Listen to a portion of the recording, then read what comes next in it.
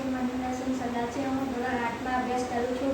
આપણે સૌ જાણીએ છીએ કે પાણીની આપણા જીવનમાં કેટલી ઉપયોગિતા છે। પાણી વગર જીવન શક્ય નથી। પીવાનું પાણી હોય કે ખેતી કરવી, વાસણ ધોવા હોય કે કપડાં ધોવા, બધા જ કામોમાં પાણીની જરૂર પડે છે। ઘણીવાર આપણે બ્રશ કરતી વખતે કે નાહતી વખતે નળ ખુલ્લો છોડી દઈએ છીએ અને વાસણ ધોતા સમયે જરૂરથી વધારે પાણી વપરાઈ જાય છે। આમ આપણી નાની નાની ભૂલોના કારણે પાણી વેડફાઈ જાય છે। શું આપણે પાણી બચાવી શકીએ? આપણે નળ ખુલ્લો ન રાખવો જોઈએ અને ટપકતા નળને બંધ કરાવવો જોઈએ। વરસાદના પાણીનો સંગ્રહ કરવો જોઈએ અને બાગમાં પાણી આપતા સમયે પાણીનો અસરપૂર્વક ઉપયોગ કરવો જોઈએ। જો આપણે આજે પાણી બચાવીશું તો આપણી આવનારી પેઢીઓને શુદ્ધ પાણી મળી રહેશે।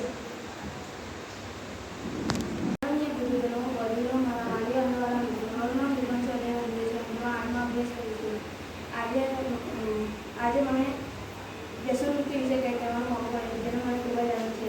આપણે જાણીએ છીએ કે વ્યસન એક એવી બધી આદત છે જે આપણા જીવનમાં બરબાદ કરી નાખે છે। દારૂ, ધૂમર, ગુટખા, સિગરેટ જેવી વ્યસનો આપણા શરીરને અંદરથી ખોખલું કરી નાખે છે। તેથી ફેફસા, હૃદય અને લીવર પર ગંભીર નુકસાન થાય છે। વ્યસન કરતા વ્યક્તિ પોતાને નહીં પણ પોતાના પરિવાર અને સમાજને પણ નુકસાન પહોંચાડે છે। આજે નાના બાળકો પણ આ વ્યસનનો શિકાર બની રહ્યા છે, જે ખૂબ જ બુરી બાબત છે।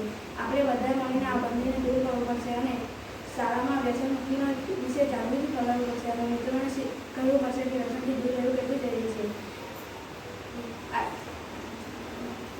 ભરતભાઈ પટેલ છે। હું ધોરણ 8માં અભ્યાસ કરું છું। આજે મને સ્વચ્છતા પ્રભુતા વિશે બોલવાનો મોકો મળ્યો છે। આપણે બધા જાણીએ છીએ કે આપણા જીવનમાં સ્વચ્છતાનું ખૂબ જ મહત્ત્વ છે। આપણે જો ઘર, શાળા અને આસપાસના વાતાવરણને સ્વચ્છ રાખીએ તો આપણે સ્વચ્છ રહી શકીએ। આપણા દેશના સરકારે પણ સફાઈ અભિયાન ચાલુ કર્યું છે। તેમાં ફક્ત આપણી જવાબદારી નથી, સરકારની જવાબદારી નથી, આપણી પણ જવાબદારી છે। આપણે ઘર, શાળા અને આસપાસના વાતાવરણને ખૂબ સ્વચ્છ રાખવું જોઈએ। નમસ્કાર, મારું નામ લક્ષ્મીબેન મેલજી મીના છે। હું ધોરણ 8માં અભ્યાસ કરું છું। આજે બેટી બચાવો વિશે કંઈક બોલવાનો મોકો મળે છે, તેનો મને ખૂબ જ આનંદ છે।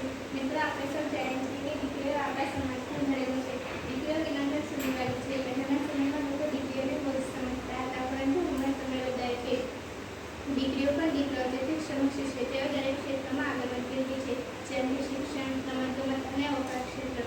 આપણે બેટી બચાવો એટલે કે દીકરીઓને બચાવવાની અને એમને ભણાવવાની વાત શા માટે કહીએ છીએ? કારણ કે હજુ પણ કમનસીબે કેટલાક લોકો દીકરીઓને જન્મતા જ પહેલાં આ દુનિયામાં આવવા દેતા નથી। આ પૂરેપૂરું ખોટું છે। દીકરીઓને પણ આ દુનિયામાં આવવાનો, આગળ વધવાનો અને પોતાના પગ પર ઊભી રહેવાનો પૂરેપૂરો અધિકાર છે। તેને કહેવાનો સૌ મુખ્ય ઉદ્દેશ એ છે કે દીકરીઓ પણ શાળાએ જઈ શિક્ષણ મેળવે અને પોતાના પગ પર ઊભી રહે। જ્યારે એક દીકરી પોતાના પગ પર ઊભી રહે ત્યારે તે પોતાનું જ નહીં, પોતાના પરિવાર અને પોતાના સમાજનું પણ ભવિષ્ય ઉજ્જવળ બનાવે છે। આ માટે શિક્ષિત દીકરીઓ સ્વસ્થનું પણ નિર્માણ કરે છે। આજે શાળામાં નાની નાની બહેનો પ્રવેશ કરી રહી છે, એમને જોઈને ખૂબ જ આનંદ થાય છે। મિત્રો, આપણે સૌ તેમને ભણવા માટે પ્રોત્સાહિત કરવું જોઈએ અને એમને આગળ વધવામાં મદદ કરવી જોઈએ। આજે આપણે સૌ પ્રતિજ્ઞા લઈએ કે દીકરીઓ પણ શાળાએ જાય,